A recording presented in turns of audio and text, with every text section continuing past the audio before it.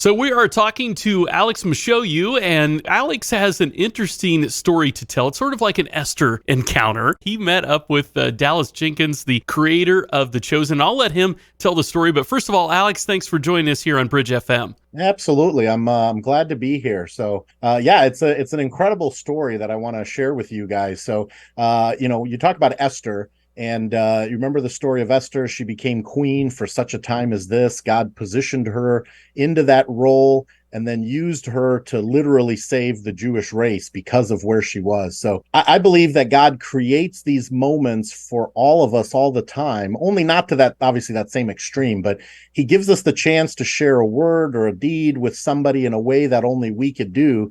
And then he uses those little interactions to change the world. So my Esther encounter, as you say, happened almost 7 years ago to the day. So I used to work at Family Christian Stores, and I had gotten laid off a few months prior to this. And my uncle in Romania was really sick, and because I didn't have a job, I went to Romania with my mom to kind of help take care of him. So at the same time, Dallas Jenkins, who at the time was just a Christian filmmaker, released a movie called The Resurrection of Gavin Stone, which, by the way, was a fantastic movie if you haven't seen it. So this happened on a Wednesday, and I remembered, hey, that movie just came out that Dallas had made, and I looked up on my phone the results to see what it had done opening weekend, and I mean, it was a disaster. It was not good.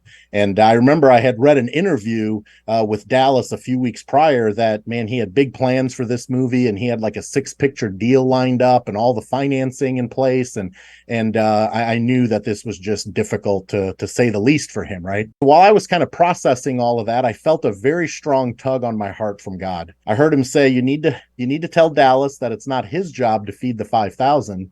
He just needs to bring his loaves and fish. And I mean, I remember going, you want me to tell him what? Like, I don't even really know this guy. I mean, that just seems an awfully personal thing to share, right? So I spent a few minutes wrestling with God, and then I sent the message off to Dallas. And I don't have time to tell you the stories, but at that point in my life, I'd already experienced a couple of different times what happens when God calls you to do something, and I didn't do it, and watched what he did anyway. And then I also had several experiences where he asked me to do something, and I did, and found out what happened. So needless to say, in this situation, I just didn't want to get left out of experiencing his blessings.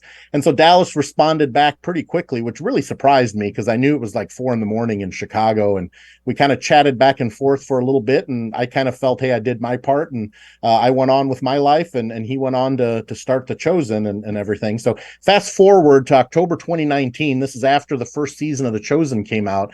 I'm sitting at an airport, and I noticed that Dallas posted a video where he tells the story of how The Chosen came to be. And I'm sitting here watching this video, and it's just really exciting and so on. And then he says that the moment that he received this message in the middle of the night, it literally changed his life. So he says that there's everything that happened in his life before that moment and everything that happened in his life after that moment. And the story of how The Chosen came to be after that's an amazing story for another time, and he's told it many times. But I was so blessed to get to see the impact of my Esther encounter directly. So Dallas and I, he invited me on the live stream for the launch of season 2, and we kind of told this story, and then he flew me out for the shooting of the feeding of the 5,000, where I met a bunch of people whose lives were changed by The Chosen. And that was an amazing experience, again, to see the impact of my Esther encounter, because the majority of the time, you're not going to get to see the impact that you make, right? It's there, but you don't get to see it. So I look now, and starting February 1st, season 4 of The Chosen is going to be in theaters. They're going to show the entire season in theaters, which is unbelievable. Then it's still coming to the app for free. And they have this audacious goal of having 1 billion people around the world see The Chosen during all 7 seasons, and they want to actually dub it into 600 different languages.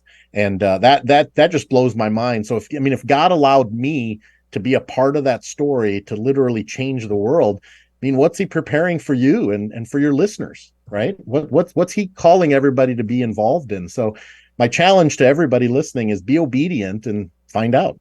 Yeah, for sure. That is an incredible story. Alex, thank you so much for sharing it. And that's Alex Mosoiu. And Alex, thank you for stepping up and following the prompting of the Lord and sending that message in the middle of the night. Absolutely. It was my pleasure. All right, Alex. Well, thank you so much for joining us here on Bridge FM. Thank you for having me. Be blessed.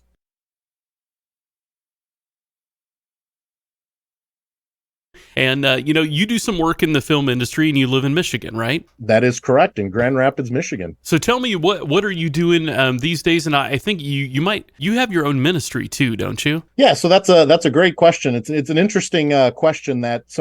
God gave me this passion for Christian movies way back in 2004, when The Passion of the Christ came out. Fast forward, I went to work at Family Christian and I became involved in the movie business. I was the DVD buyer back when DVDs were a thing.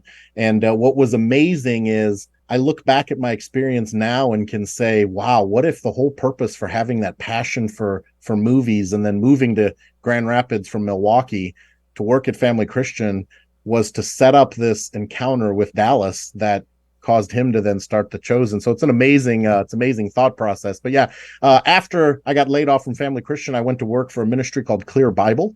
And that we just merged the ministry with Biblica. And so now I'm trying to figure out what God's got next. And ironically enough, since the last time you and I talked, I'm doing some consulting work for a marketing agency. And our project is to help promote The Chosen season 4. So it's you're doing well with that. I'm going to go out on a limb and say you're doing well. What's funny, Keith, is one of the things that I struggled with for a long time is telling this story. I didn't want to sit and talk about this because this story isn't about me.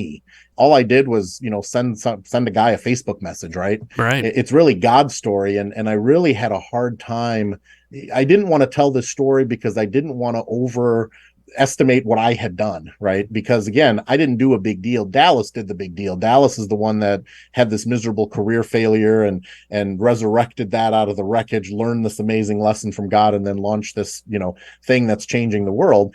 But what God spoke to me is, I want you to tell my story because my story inspires others and it shows how I want to use everyday people to change the world. And so recently I've kind of gotten a lot more comfortable with it. I shared it at a men's breakfast and I actually preached it for the first time I do high school and middle school ministry at church. And I preached it to the high schoolers. And so it's really amazing to see how God's story, however it's told, in whatever perspective, whether it's a salvation story or whatever, God's story is powerful and it resonates with people. Yeah, it sure does. And so any opportunity that we have that we can help get that story out there, we should do it. And Alex, thank you for stepping up and following the prompting of the Lord and sending that message in the middle of the night. Absolutely. It was my pleasure.